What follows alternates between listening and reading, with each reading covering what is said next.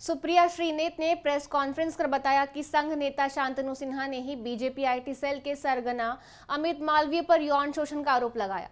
सुप्रिया श्रीनेत ने कहा, सभी महिला आरोपियों को मोदी जी का समर्थन है, ये बीजेपी में कैसे लोग भर रखे हैं। सुप्रिया श्रीनेत ने सभी महिला आरोपियों के नाम लेकर प्रधानमंत्री मोदी से सवाल किए। और भारतीय जनता पार्टी के लोगों के काले कारनामों ने एक बार फिर सिर शर्म से झुका दिया है। और ये जो आरोप लग रहे हैं, ये हम नहीं लगा रहे हैं, ये बीजेपी के अंदर से, संघ के अंदर से उनके नेता, उनके कार्यकर्ता, उनके समर्थक लगा रहे हैं। अब जो आरोप सामने आया है उसमें बीजेपी के नेता और उनकी आईटी सेल, जिसको मैं फेक न्यूज की फैक्ट्री कहती हूं, उसके सरगना अमित मालवीय पर आरएसएस के एक नेता ने यौन शोषण का गंभीर आरोप लगाया है। संघ परिवार के नेता हैं शांतनु सिन्हा, वो बीजेपी के बंगाल के पदाधिकारी राहुल सिन्हा के भाई हैं, एबीवीपी के सदस्य रह चुके हैं, हिंदू संघ के प्रमुख हैं।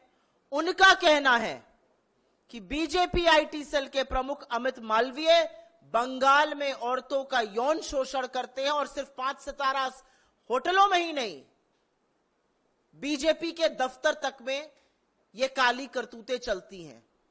उन्होंने बंगाली में ट्वीट करके, बांग्ला में ट्वीट करके यह भी लिखा है कि बीजेपी नेताओं में होड़ लगी हुई है औरतों की आपूर्ति करने की। उनका कहना है कि ये सब लोग मिलकर, और अमित मालवीय का नाम लेकर उन्होंने कहा है, औरतों का यौन शोषण करते हैं। ये आरोप कांग्रेस पार्टी का नहीं है, ये आरोप संघ के एक व्यक्ति का है जो बीजेपी से जुड़ा हुआ है। मैं जानना चाहती हूं, बीजेपी की आईटी सेल है या दरिंदों का जमावड़ा है?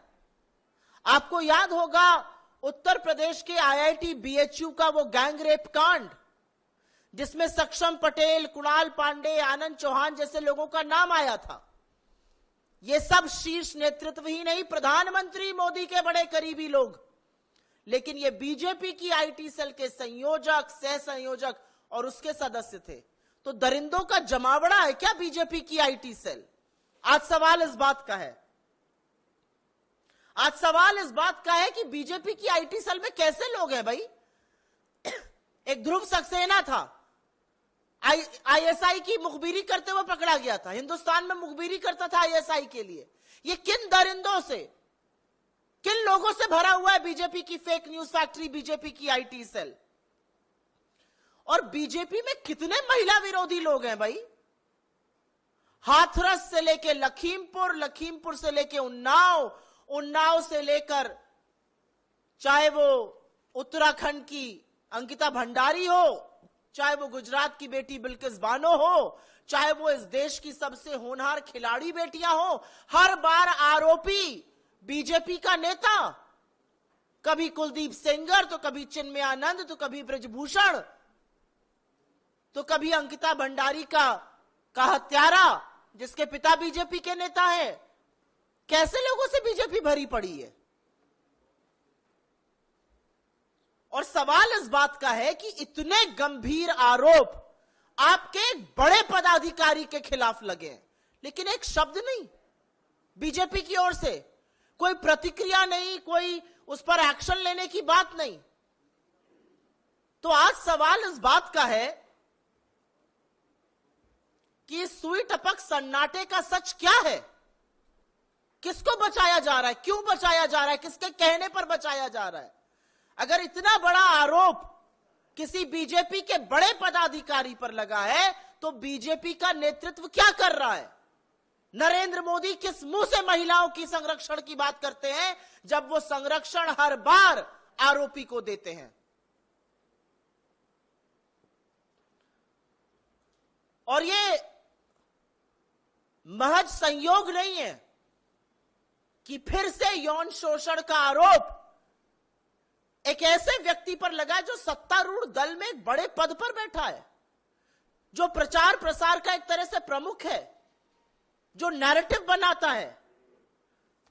इस व्यक्ति ने अपना इतिहास इनका खखोल लीजिएगा, इतने ऐसे व्यक्ति को ऐसे पद पर बिठाना यह बीजेपी का नैतिक दिवालियापन दिखाता है। यह वो व्यक्ति है जिसने खुलेआम पोर्नोग्राफी की बात करी है।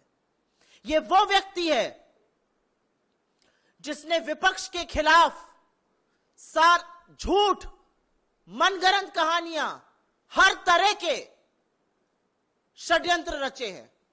राजनीतिक प्रतिद्वंद्विता को किनारे रखकर इसने देश के प्रथम प्रधानमंत्री पंडित नेहरू तक को नहीं बख्शा।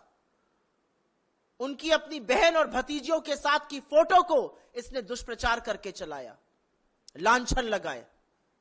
इस आदमी ने राहुल गांधी के बयानों को काट छाट कर उनकी छवि धूमिल करने का कुत्सित प्रयास किया।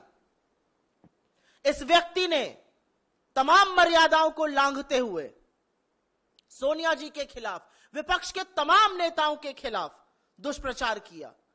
कोई राजनीतिक मर्यादा, कोई राजनीतिक शुचिता इस आदमी ने नहीं रखी और एक ऐसी फेक न्यूज फैक्ट्री बना दी बीजेपी की, जो सिर्फ झूठ, सिर्फ मनगढ़ंत कहानियां, मनोहर कहानियां रचती है, आधा सच और पूरा झूठ फैलाती है। तो आज हमारी मांग है कि आरएसएस के एक वरिष्ठ पदाधिकारी के इस बयान पर बीजेपी क्या कर रही है। हमारी मांग है कि एक निष्पक्ष जांच हो। हमारी मांग है कि सच सामने आए और हमारी मांग है कि जब तक जांच पूरी तरह से कार्रवाई ना हो जाए, सत्तारूढ़ दल के इतने बड़े पद पर एक ऐसा व्यक्ति नहीं बैठ सकता है जिस पर इतने बड़े यौन शोषण के गंभीर आरोप लगे हैं। मैं पूछना चाहती हूं, मंत्रालय आवंटन तो अभी बाकी है, लेकिन क्या कोई नया बाल विकास मंत्री जो भी बनेगा या बनेंगी, वो भी पहले वाली की तरह आंखों पर पट्टी और मौन व्रत रख लेंगी? इस देश में राष्ट्रीय महिला आयोग तो है, वो सिर्फ विपक्ष में जब कुछ होता है तो जागती हैं। इसका स्वतः संज्ञान नहीं लीजिएगा, नहीं जाइएगा कोलकाता, नहीं कीजिएगा कार्रवाई। आप महिलाओं के संरक्षण, उनके अधिकार, उनके सामर्थ्य, उनके संबल के लिए है, लेकिन आपने सिर्फ गंदी घिनौनी राजनीति की है। आज भी वक्त है, जाग जाइए। मेरा अपना मानना है कि कठोर कदम उठाने चाहिए भारतीय जनता पार्टी को। हम मांग करते हैं निष्पक्ष जांच हो, और वो तभी संभव है जब इतने प्रभावशाली पद से वो व्यक्ति हटाया जाएगा, और ऐसे व्यक्ति को सजा भी मिलनी चाहिए, और उनको अपने पद पर बने रहने का कोई नैतिक अधिकार नहीं है। I will very briefly make a statement in English. It has come to light, not by us. It has come to light by members of the Rashtriya Swayamsevak Sangh, who are on record. A gentleman by the name of Shantanu Sinha, related to Rahul Sinha, an office bearer of the BJP in Bengal, a member of the ABVP, a prominent member of the RSS there, has said that the BJP IT cell head, the fake news factory that Mr. Amit Malviya runs, he has alleged that Mr. Amit Malviya has indulged in nefarious activities. He has indulged in sexual exploitation of women, not just in five-star hotels, but in BJP offices in Bengal. And the only thing that we seek of the BJP is justice for women finally.